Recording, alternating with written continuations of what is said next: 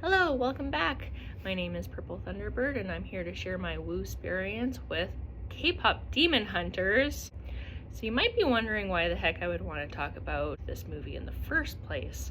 I know there's a huge amount of content on K-pop demon hunters, but I'm not sure how deep anyone goes into the spiritual side of things for it. First of all, I was instantly obsessed with this movie the first time I saw it. At one point, I had watched it daily for 3 weeks and sometimes twice a day. And I wondered to myself, why the heck am I so obsessed with this movie? Okay, here's where I'm going to get into the spoilers. Just a heads up. So I started watching some content about it on YouTube, and in between the vocal assessment videos, I found some stuff on Korean mysticism and history that was integrated into the plot. And the primary mystical feature about this movie is not the war against the underworld, although that's, of course, a major part of it.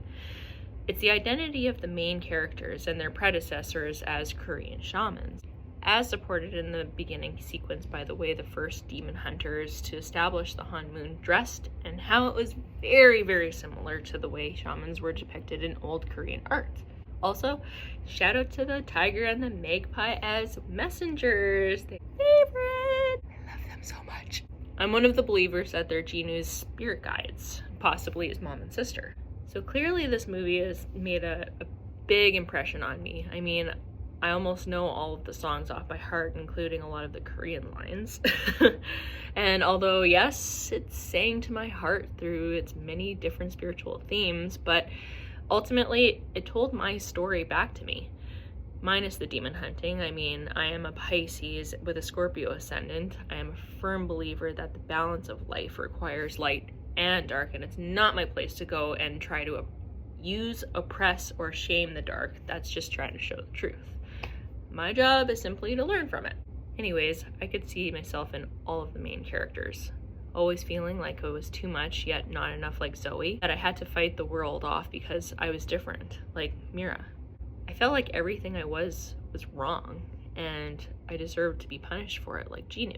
And that I had to hide imperfections, like Rumi. And the movie teaches that we don't have to be ashamed of and hide who we are and what we've done, that we're not alone in the darkness and harmony. Things that I've had to learn the hard way too, but am better for it.